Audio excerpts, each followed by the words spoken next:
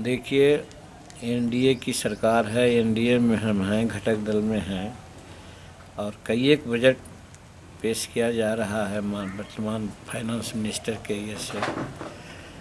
हर व्यक्ति का, हर तबके के लोगों का एक ही मांग रहती है कि महंगाई पर कर्व किया जाए, महंगाई को घटाया जाए।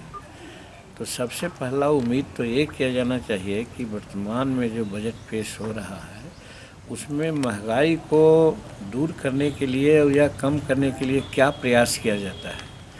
इस संबंध में हम आशान्वित हैं कि जैसे अब जोड़ लीजिए कि जो जीएसटी का मार सहना पड़ता है, बिल्डरों को दोगुना मार सहना करना पड़ता है और दाम उसी ढंग से बढ़ा हुआ बेहतर थी।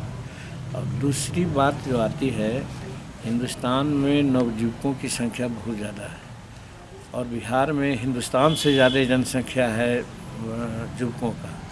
और युवकों के सामने सबसे बड़ी समस्या आई है नियोजन का।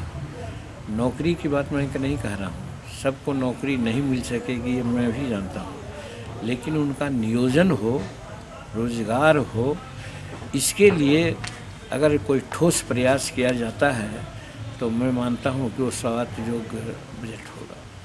तो युवाओं को नियोजन की बड़ी आवश्यकता है, पता नहीं क्या किया जा रहा है। और फिर हम मानते हैं कि कई एक प्रकार के मजदूर होते हैं, संगठित मजदूर होते हैं, असंगठित मजदूर होते हैं।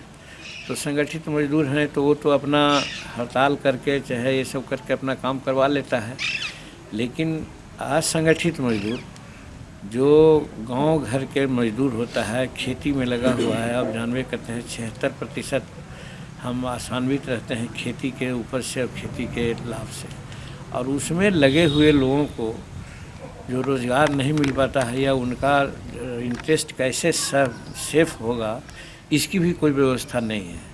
और सब में तो ट्रेड यूनियन चलता है, ट्रेड यूनियन कर के लोग ये बात करते हैं, लेकिन खेतिहर मजदूरों का या जो छोटे छोटे काम करते हैं बिल्डर का, जिसको हम लोग रेजा कहते हैं या ग्रामीण कारीगर कहते हैं, इन लोगों का भी लाइफ सेटल हो, ज़रूरत पड़ने पर ये लोग भी अपनी बात किसी फोरम में पहुंचा सके सम्मिलित, ऐसी कोई व्यवस्था नहीं है।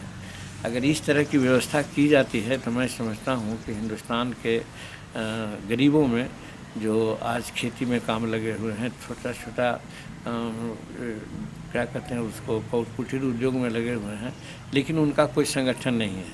तो सरकार के स्तर पर जिस प्रकार से कुशल कारीगरों के लिए और फैक्ट्री में काम करने वालों के लिए या सर्विस में जो रहने वाले लोग हैं उनके लिए ट्रेड यूनियन चलाए हैं और उसके माध्यम से आप सेटल करते हैं। लाइक वाइज किसान से, किसानी से लगे हुए जो हमारे मजदूर भाई हैं और छोटे छोटे बिल्डर्स लोग हैं, उन लोगों की भी रहनी चाहिए सभ्यता, ताकि अपनी बात को फोरम पर कर सकें और उनके पास जो समस्याएं हैं निराकरण हो सके। और नहीं तो कर्ज में डूब जाते हैं, ऐसा लोगों से कर्ज लेते हैं जो दुगना तिगना तक वसूला जाता है, जिससे चलते खेतिहर मजदूरों की स्थिति बहुत ख़राब है, ये मैं मानता हूँ। तो इसलिए इस पर अगर सरकार कोई फोकस देती है तो हम समझते हैं।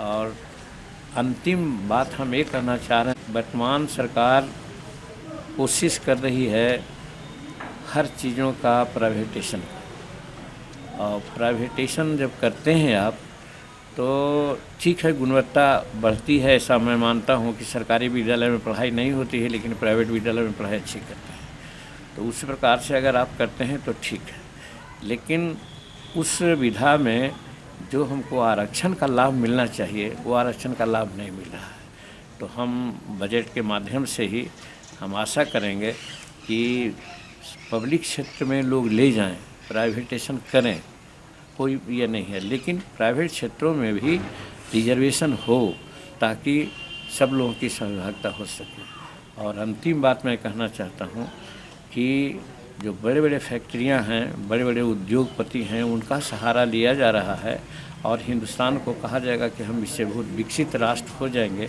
हमारी मानना है कि आज से 200-300 वर्ष पहले, 400 वर्ष पहले बिहार में कोई मल्टीनेशनल या हिंदुस्तान में कोई मल्टीनेशनल फैक्ट्रियाँ नहीं थी। छोटे छोटे उद्योग के बल पर ही बिहार या हिंदुस्तान जगत गुरु कहलाता था।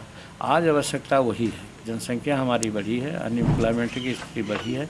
वैसी परिस्थिति में छोटे छोटे उद्योग को, मध्यम उद्योग को अगर सरकार बढ़ावा देने की बात बजट में करती है तो वो बजट बहुत अच्छा माना जाएगा। आप लोगों से कंसेंट नहीं लिया गया?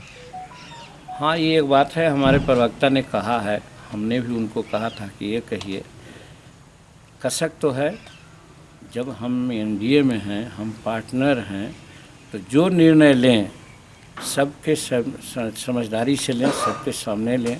यही बात हम राजद में भी कहा करते थे, महागठबंधन में भी, कि यूनिलैटरली कुछ कर दिया वो लोग, हम लोगों से पूछा नहीं गया और लाचारी अंत में हुई कि हम लोग महागठबंधन को छोड़ दिया। आज ये इसी आधार पर यहाँ हम भी कह रहे हैं कि कुछ भी हो, अगर हमारी बात है तो हम शुरू से मानते हैं कि ये एक माने कहा जाए शिकायत की बात होती है, लेकिन मैं मानता हूँ कि आज जो नगर निकाय क्षेत्र से चुनाव हो रहे हैं एमएलसी के, हमको सुनने में आया है कि 50-50 हज़ार वोट एक वोट के लिए लोग दे रहे हैं।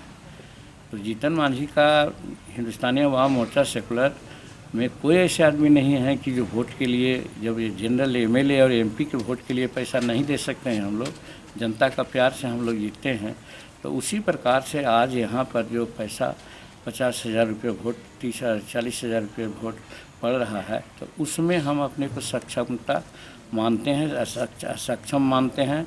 अब इस कारण से हम पहले ही कह चुके थे कि अगर पार्टी या गठबंधन पैसा का इंतजाम करे तो हम चुनाव लड़ेंगे, और नहीं तो हम चुनाव नहीं लड़ेंगे। तो वैसी बात कुछ है नहीं, तो इसलिए हम चुनाव न लड़ने के ये में ही थे। अगर कहा भी जाता तो हमारे पास उम्मीदवार नहीं थे, इसलिए कि वो पैसे वाले उम्मीदवार तो पहले ही अपना ध्यान लगा दिए हैं, वो काम कर रहे हैं। तो इसलिए हम एनडीए के साथ हैं। एक मन में बात है कि उनको पूछना चाहिए, पूछ लेना चाहिए। आज ग्राम पंचायत का कंसेप्ट है तो सबका कंसेंस लेकर के चलना चाहिए, लेकिन इतना हुआ उसके बावजूद भी हमारे दिमाग में कोई बात ऐसी नहीं है। हम एनडीए के साथ हैं, एनडीए के साथ रहेंगे, और एनडीए का जो उम्मीदवार है उसको जिताने का भी हम प्रयास करेंगे।